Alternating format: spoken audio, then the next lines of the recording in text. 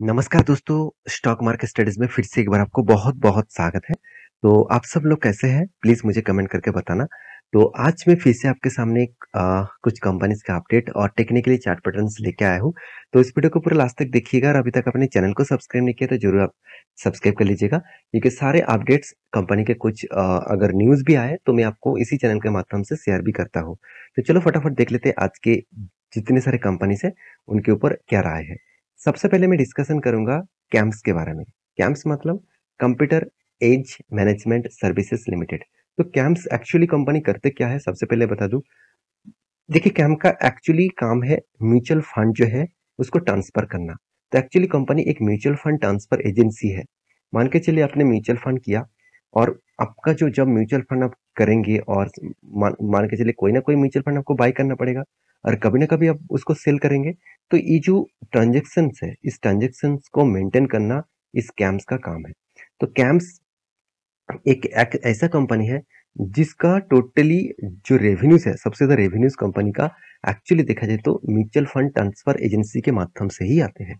उसके साथ कंपनी क्या करते हैं, इन्वेस्टर सर्विसेज, साथ ही साथ distributor services and asset management, जिसको आप एएमसी जाना जाता है।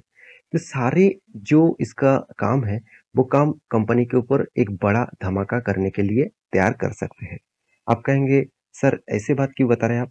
क्योंकि देखिए, इकोनॉमिकली देखा जाए तो इंडिया का ग्रोथ लगातार इंक्रीज होता जा रहा है और बहुत सारे बड़े-बड़े इकोनॉमिक्स यही कहा है कि अपकमिंग जो कुछ ईयर्स है, उस ईयर्स में कंपनी मतलब इंडिया का ग्रोथ बहुत तेजी से होने वाला है। देखिए, तेजी से ग्रोथ कब होगा? जब लोगों के हाथों में ज़्यादा से ज़्यादा पैसे होंगे, ज़्यादा से ज़्यादा काम होंगे। तो ज़्यादा से ज़्यादा पैसे और काम कंपनी को मतलब इंडिया को मिल रहा है और पर कैपिटल इनकम भी बढ़ रहा है। तो उस बेसिस में लोगों के हाथ में जब पैसा आएँगे, तो वो क्या करेंगे? इन्वेस्टमेंट करने के लिए सोचेंगे। तो इन्वेस्टमेंट ज़्यादा से ज़्यादा लोग स्टॉक मार्केट के ऊपर रिस्की जोन मानते हैं और वो ज़्यादा से ज़्यादा लोग म्यूचुअल फंड के ऊपर भरोसा करते हैं। तो म्यूचुअल फंड के ऊपर भरोसा करना मतलब डायरेक्टली फायदा किसको होगा? इसी कंपनी का होगा। तो ये सारे पॉइंट्स आपको इस तरीके से सोचना है। अगर आप इस तरीके से सारे पॉइंट्स को सोचेंगे तो आपका कभी भी डर नहीं लगेगा कि हाँ चलो, आज मैंने जिस कंपनी के ऊपर निवेश करके रखा वो 30% गिर गया। तो गिर गया तो क्या हुआ? गिर गया तो इसका मतलब और भी आपको मौका दिया जा रहा है। वॉरेन बफेट जी उन्होंने एक ही बात कहा कि हमेशा सही कंपनी, अच्छी कंपनी अगर आपको सस्ते दामों में मिले तो कभी भी उसका पीछा मत छोड़ना। हमेशा उस कंपनी के ऊपर मतलब बाइंग करते जाना। तो ये एक स्ट्रैटेजीज़ है, उस स्ट्रैटेजीज़ आप फॉलो करें ना करें वो आपके हाथ में है। मैं इस तरीके से स्ट्रैटेजीज़ को फॉलो करता हूँ। तो कंपनी का आरओसी, आरओई बेस्ड है, कंपनी का डेप्थ एकदम ज़ीरो है, कंपनी का पी रेशियो चलो ठीक-ठाक है, कंपनी अभी भी स्मॉल कैप टाइप कंपनी है। इसका मतलब हाई चांसेस है कंपनी का ग्रोथ होने के लिए। अगर मैं कंपनी का प्रॉफिट एंड लॉस के बारे में बात करूँ तो कंटिन्यूअसली कंपनी देखिए सेल्स को इंक्रीज किया, एक्सपेंस को भी मेंटेन किया और उसके बाद देखिए ऑपरेटिंग प्रॉफिट को भी अच्छा खासा पॉजिटिव में लेकर आया। आप कहेंगे सर कंपनी का तो इंटरेस्ट कम है, कंपनी का डेप्रिसिएशन ज़्यादा है, तो उस बेसिस में कंपनी का क्या फ्यूचर में भी इंटरेस्ट बढ़ सकता है? देखिए, फ्यूचर में क्या होगा वो हम लोगों के हाथ में नहीं है। अभी क्या हो रहा है वो हम लोगों के हाथ में है। तो उसको देखकर हमको काम करना पड़ेगा। तो कंटिन्यूअसली कंपनी ने क्या किया, खुद को रिप्रेजेंट किया, जिस तरीके से वो रिप्रेजेंट फ्यूचर में कंपनी को एक बड़ा धमाका कर सकते हैं। सेल्स ग्रोथ ठीक है, सिर्फ 5 साल 1 साल में कंपनी का कुछ खराब परफॉर्मेंस गया है। बाकी पैरामीटर के हिसाब से कंपनी के ऊपर बेस्ट पॉइंट ऑफ व्यू से देखने को मिला। तो ओवरऑल बात बात करो कंपनी का कि जो कैश फ्लो है, वो कैश फ्लो कंपनी का कैश फ्रॉम ऑपरेटिंग एक्टिविटीज देखेंगे तो कंपनी के हाथ में लगातार टाइम टू टाइम पैसा आ रहा है। तो एक पॉइंट ऑफ व्यू से बेस्ट पॉइंट है। तो म्यूचुअल फंड वाले ने इस कंपनी के ऊपर क्या किया वो देखना बहुत इंपॉर्टेंस है। अगर आप देखेंगे ध्यान से कि म्यूचुअल फंड वाले ने क्या किया, उन्होंने माल बेचा, मगर डीएस एफआईएस ने क्या किया, उन्होंने माल खरीदारी किए। और प्रोमोटर के पास तो पहले से ही होल्डिंग है और वो भी जो होल्डिंग है वो छोटा मोटा होल्डिंग है और टोटली जो शेयर है वो लॉक है।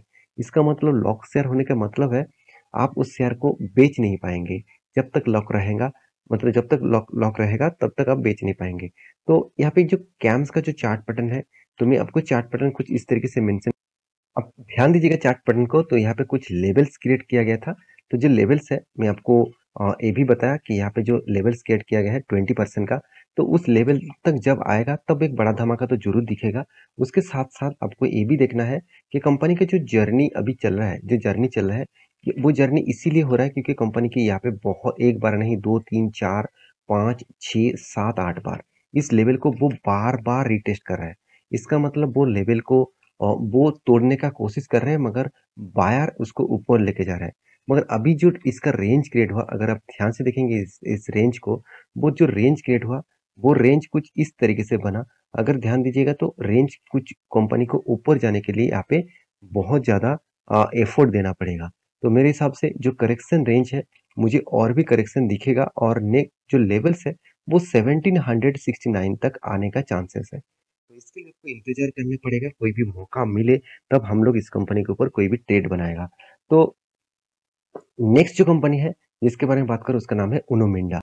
तो उनो मिंडा आप सभी जानते हैं एक ऑटो इंश्योरेंस कंपनी है। इंडिया के 4th नंबर रैंकिंग में इसका नाम देखने को मिलेगा। अगर मैं इस कंपनी का रैंकिंग दिखा दूँ तो 4 नंबर रैंकिंग में है मार्केट कैप के हिसाब से। तो कंपनी में जो खासियत है मैं आपके साथ शेयर करूँगा। कंपनी में खासियत यही है कि कंपनी का जो आरओसी है वो एवरेज से भी बहुत ऊपर है। मतलब एक अच्छा खासा लेवल्स में है और कंपनी का कर्जा भी कम है, उतना ज़्यादा नहीं है। कंपनी का कर्जा भी कंपनी मेंटेन करता है। साथ ही साथ कंपनी के देखिए एनुअली इनकम जो है उसके बारे में बात करूँ तो 700 करोड़ के आसपास कंपनी एनुअली इनकम किया इस बार। और कंपनी का जो डेप्थ है वो डेप्थ धीरे धीरे करके कंपनी कम कर रहे हैं। तो कंपनी के दो पॉइंट्स मुझे कंपनी के दो पॉइंट्स ठीक ठाक लगा, वो है कंपनी का सेल्स ग्रोथ। कंपनी का 2012 में मतलब 10 साल पहले कंपनी का सेल्स ग्रोथ था सिर्फ के सिर्फ 1180 करोड़ के आसपास और आज वो सेल्स इंक्रीज होकर 10 साल के बाद बन चुके 11,000 करोड़। इसका मतलब 10 टाइम्स कंपनी का सेल्स ग्रोथ हुआ और वो भी 10 सालों में। तो इससे बड़ी बढ़िया चीज और कुछ हो नहीं सकता। जब कंपनी का मैनेजमेंट इतना स्ट्रांग है, कंटिन्यूअसली उसके ऊपर मेंटेनेंस कर रहा है, तो एक्सपेंस को भी मेंटेन कर रहा है, उसके बाद प्रॉफिट मार्जिन को भी लगातार इंक्रीज किया और इस बार सारे हद पार कर दिया। 700 करोड़ तो कंपनी ने प्रॉफिट किया और इसके चलते कंपनी का sales growth, profit growth, return of equities and CAGR का परसेंटेज हर पैरामीटर के हिसाब से आपको पॉजिटिव मिला। तो इसीलिए कंपनी ने आपको रिटर्न भी अच्छा खासा दिया। 10 साल में 60%, 5 साल में 23%, 3 साल में 50% और 1 साल में 12% के आसपास। तो इस तरीके से कुछ ट्रेड यहाँ पे देखने को मिला। तो कंपनीज के ऊपर जो बोरिंग्स है वो बोरिंग्स भी कंपनी ने इस बार ज़्यादा लिया। उसके पीछे कारण भी है। अगर मैं वो कारण मैं आपके साथ शेयर करूँ तो आप देखेंगे कि कंपनी का ट्रेड रिसीवेबल, कंपनी इस बार अच्छा खासा ट्रेड को रिसीव भी किया। इसका मतलब ज़्यादा ट्रेड रिसीव करने के कारण कंपनी के हाथ में जो पैसा पड़े हुए हैं, कितने पैसे पड़े हैं मैं आपको एक बार दिखा दूँ। देखिए कैश फ्लो कितना है, कंपनी का फ्री कैश फ्लो नेगेटिव में है। तो इसका मतलब हाथ में जो पैसा था वो पहले ही री इन्वेस्ट कर चुके हैं। तो इसलिए खुद के हाथ में तो उतना पैसा नहीं है कि दूसरा प्रोजेक्ट को वो काम पे लगा पाए। तो इसलिए कंपनी ने क्या किया, कर्जा ले लिया। कोई बात नहीं, कंपनी का कर्जा लिमिटेड है, उतना ज़्यादा नहीं है। तो इस कंपनी के ऊपर आपको फोकस रखना चाहिए क्योंकि इंस्टीट्यूशन भी इस कंपनी के ऊपर भरोसा करना स्टार्ट कर चुके हैं। तो कंपनी का जो चार्ट पैटर्न बना तो आप देखेंगे तो कंपनी ने यहाँ पे एक सपोर्ट क्रिएट किया, यहाँ पे भी सपोर्ट क्रिएट किया और नीचे से ऊपर गया, फिर से देखिए नीचे है, फिर से ऊपर गया। तो यहाँ पे एक चीज आप बोल सकते हैं, कंपनी का जो ट्रेड बन रहा है, अभी जो ट्रेड बना वो ट्रेड अभी भी कोई जो रेंज है वो रेंज कुछ इस तरीके से देखने को मिला है। जो रेंज के बारे में अगर आपको बात करूं तो इसके ऊपर कंपनी को ब्रेकआउट करना पड़ेगा। अगर इसके ऊपर ब्रेकआउट करे, जिस तरीके से रिवर्सल करके वो ऊपर जा रहे हैं, तो इजीली वो ब्रेक कर सकते हैं। अगर यहाँ पे ब्रेकआउट हो तो बड़ा आपको धमाका दिखेगा और यहाँ पे एक ट्रेड भी बन रहा है। वो ट्रेड किस तरीके से है मैं आपको मार्किंग कर दूं तो ध्यान दीजिएगा। यहाँ पे ट्रेड कुछ इस तरीके से बन रहा है, कंपनी के ऊपर एक कप बना और उसके बाद एक हैंडल क्रिएट हो रहा है। अगर cup with handle pattern create हो गया और उसके बाद एक बड़ा सा ब्रेकआउट देखिए, मतलब ब्रेकआउट यहाँ पे देखने को मिले, तो यहाँ पे आपका जो कप का जो साइज है, जो कप का जो टोटल रेंज है, उस रेंज के हिसाब से आपको टारगेट मिल सकता है। वो टारगेट आपको अराउंड अराउंड आप बोल सकते हैं 27% का टारगेट आपको मिल सकता है। तो फिलहाल के लिए आप इंतजार करना क्योंकि यहाँ पे कंफर्म होने दीजिए, ब्रेकआउट होने दीजिए। जब ब्रेकआउट हो जाएगा तो मैं इसके ऊपर एक अलग वीडियो बना के आपको दूंगा, उसके बाद कुछ डिसीजन जरूर लेना। नेक्स्ट जो कंपनी जिसके बारे में बात करूँ उसका नाम है सुमितोमो केमिकल्स इंडिया लिमिटेड। तो ये एक केमिकल इंडस्ट्री से बिलोंग करने वाला कंपनी है और आप सभी जानते हैं, मैं बहुत बार इस कंपनी के ऊपर वीडियो बना के आपको बोला कि सुमितोमो केमिकल्स लिमिटेड जो है वो एक जापानीज कंपनी है। तो इसका जो पेरेंट कंपनी है वो जापानीज है, उसी का ही एक सब्सिडरीज कंपनी इंडियन मार्केट में भी लिस्टिंग है। तो कंपनी की जो परफॉर्मेंस है मुझे अच्छा खासा देखने को मिला। आरओसी आरओई बेस्ड है। कंपनी का डेप्थ जो है वो 1% के आसपास है, 1% भी नहीं है, 0.1%, 0.01% के आसपास है। इसका मतलब है कि छोटा-मोटा डेप है और एनुअली जो इनकम है वो 500 करोड़ के आसपास देखने को मिला। तो ओवरऑल बात करूँ कंपनी में एक स्ट्रेंथ यहाँ पे देखने को मिला है और कंपनी का जो प्रॉफिट एंड लॉस है उसके बारे में बात करूँ तो कंटिन्यूअसली कंपनी ने प्रॉफिट एंड लॉस को क्या किया मेंटेन किया, सेल्स को इंक्रीज किया, एक्सपेंस को मेंटेन किया और उस बेसिस में कंपनी का प्रॉफिट भी लगातार इंक्रीज होता गया। तो मेरे हिसाब से कंपनी की एक स्ट्रेंथ यहाँ पे बन रहा है। उस स्ट्रेंथ के वजह से कंपनी का अपकमिंग कुछ ईयर्स में अच्छा खासा ग्रोथ दिखेगा क्योंकि सेल्स ग्रोथ भी ठीक है, प्रॉफिट ग्रोथ तो धमाका जैसा है और रिटर्न ऑफ इक्विटी भी पॉजिटिव है।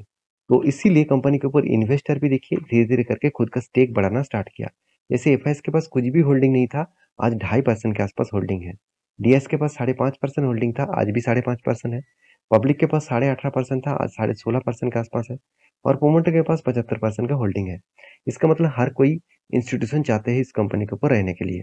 रही बात सुमितोमो केमिकल्स के चार्ट पैटर्न के ऊपर, तो यहाँ पे कुछ इस तरीके से कुछ टेक्निकली चार्ट पैटर्न बना है। जो टेक्निकली चार्ट पैटर्न यहाँ पे डाउन साइड का ट्रेंड यहाँ पे मेंशन किया था। एक ही रेंज के अंदर कंपनी फंस कर काम कर रहे थे, तो उस रेंज को ब्रेकआउट किया और वो भी एक वॉल्यूम के साथ। और मैं आपको यहाँ पे थोड़ा-सा मेंशन कर दूँ, तो मैं आपको बहुत बार बोल चुका हूँ, जब कोई रेंज के अंदर कोई कंपनी फँसे हुए हैं, तो उस रेंज को ब्रेकआउट करने के बाद एंट्री मत लेना, क्योंकि वो ब्रेकआउट के बाद वो कभी न कभी उसको रिटेस्ट करेगा। तो रिट्रेसमेंट इस रेंज में आपको देखने को मिल सकता है। इसी रेंज के अगर आसपास रिट्रेसमेंट करे और उसके बाद ब्रेकआउट दे और इस तरीके से कुछ कैंडल दिखा दे, तो सोचना एंट्री लेवल मिल चुके हैं और नेक्स्ट टारगेट आपको कुछ रेजिस्टेंस के बेसिस में आपको मिलता जाएंगे। तो इंतजार करना, इसको रिटेस्ट करने दीजिए, उसके बाद हम लोग कुछ डिसीजन जरूर लेंगे। तो नेक्स्ट जो कंपनी इसके बारे में बात करूँ उसका नाम है अल्काइल अमाइंस केमिकल्स कंपनी। तो ये भी एक केमिकल इंडस्ट्री से बिलोंग करने वाला कंपनी है। इस कंपनी का खासियत और भी ज़्यादा है क्योंकि कंपनी का पी रेशियो थोड़ा-सा हाई है। थोड़ा-सा मतलब कितना हाई है मैं आपको बता दूँ। कंपनी का पी रेशियो एक टाइम चला गया था 75 के आसपास। आज कितना है 60 के आसपास। फिर भी मुझे इस कंपनी के ऊपर जो परफॉर्मेंस है वो ओवर वैल्यूड देखने को मिला क्योंकि कंपनी का पी रेशियो हाई होने के कारण कंपनी का देखिए जो बाकी क्विक रेशियो भी कम है, कंपनी का पैक रेशियो थोड़ा-सा ज़्यादा है और कंपनी का मार्केट कैप टू सेल्स भी ज़्यादा है क्योंकि ₹1 कमाने के लिए कंपनी को ₹7.5 पेमेंट करना पड़ रहा है। तो क्या सस्ता है? बिल्कुल नहीं। तो कंपनी का वैल्यूएशन के हिसाब से मुझे ज़्यादा महँगा लगा। तो कंपनी की जो डेप्थ है वो ना के बराबर है और कंपनी ने कंटिन्यूअसली मेंटेन किया सारे चीज़ को, कैश फ्लो को भी कंपनी कंटिन्यूअसली मेंटेन कर रहा है और इन्वेस्टर भी इस कंपनी के ऊपर भरोसा भी करते हैं छोटा-मोटा करके। तो इस कंपनी के ऊपर भी फोकस रखना चाहिए और रही बात इस कंपनी के चार्ट पैटर्न का, तो मैं एक चार्ट पैटर्न आपको मेंशन किया था कि यहाँ पे देखिए एक लेवल्स में आपको क्रिएट किया एक एक स्ट्रांगली एक रेजिस्टेंस आपको बना के दिया। उस रेजिस्टेंस को देखिए कुछ टाइम यहाँ पे वॉल्यूम किया उसके बाद ब्रेकआउट किया। मैं आपको बार-बार बोल चुका हूँ, पिछले बार भी मैं बोला था, हर टाइम बोलूँगा, कभी भी कोई भी रेजिस्टेंस को ब्रेक करता है, कोई भी सपोर्ट को ब्रेक करता है, तो डायरेक्टली एंट्री मत लेना।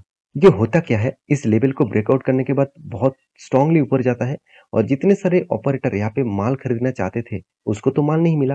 वो क्या करते हैं फिर से उसी रेंज के ऊपर उसको वापस लेके आते हैं। अगर उसी रेंज को रिटेस्ट करके ऊपर गया तो सोचना बायर एक्टिव है और बायर उसको ऊपर फिर से लेके जाना चाहते हैं। अगर इस रेंज को ब्रेक डाउन कर दिया और फेल हो गया तो सोचना यहाँ पे सेलर ज़्यादा एक्टिव हो चुके हैं और अभी बायर उसको ऊपर नहीं लेके जा पाएँगे, तो वहाँ से आपको एग्ज़िट हो जाना चाहिए। अगर पहले से आप एंट्री ले लिया, तो हम तो एंट्री नहीं लिया, तो हम वेट कर रहे हैं, तो इस रेंज को टेस्ट करने दीजिए। उसके बाद कोई भी ग्रीन कैंडल दिखे, हाई वॉल्यूम के साथ, तब मैं एंट्री ज़रूर लूँगा। तो फिलहाल के लिए मैं वेट एंड वॉच करूँगा। आपका क्या राय है मुझे ज़रूर कमेंट्स करके बताना। तो नेक्स्ट जो कंपनी जिसके बारे में बात करूँ उसका नाम है एनडीआर ऑटो कंपोनेंट्स लिमिटेड। ये भी एक ऑटो इंश्योरेंस कंपनी है। तो कंपनी ने एक बहुत बड़ा अनाउंसमेंट किया। वो अनाउंसमेंट है बोनस का। कंपनी आपको एक के बदले एक बोनस देने वाला है और वो भी 24 जुलाई में। तो इस डेट में कंपनी बोनस देने वाला है। उस हिसाब से कंपनी के ऊपर यहाँ पे आपको वॉच करना चाहिए, स्टडी करना चाहिए। किसी भी कंपनी आपको बोनस पेड दे रहा है तो उसके हिसाब से आपको कंपनी के ऊपर स्टडी करके ही काम करना पड़ेगा। तो ये था कुछ कंपनी का अपडेट्स। तो मेरे वीडियो अच्छा लगे तो प्लीज़ लाइक करना, चैनल को सब्सक्राइब करना और ये वीडियो टोटली एजुकेशन पर्पस में था, कोई भी रिकमेंडेशन वीडियो नहीं था। प्लीज़ आप रिसर्च करके ही काम करना। मिलते हैं नेक्स्ट वीडियो में, तब तक के लिए अच्छे से रहिए, अपना ख्याल रखिए, बाय बाय।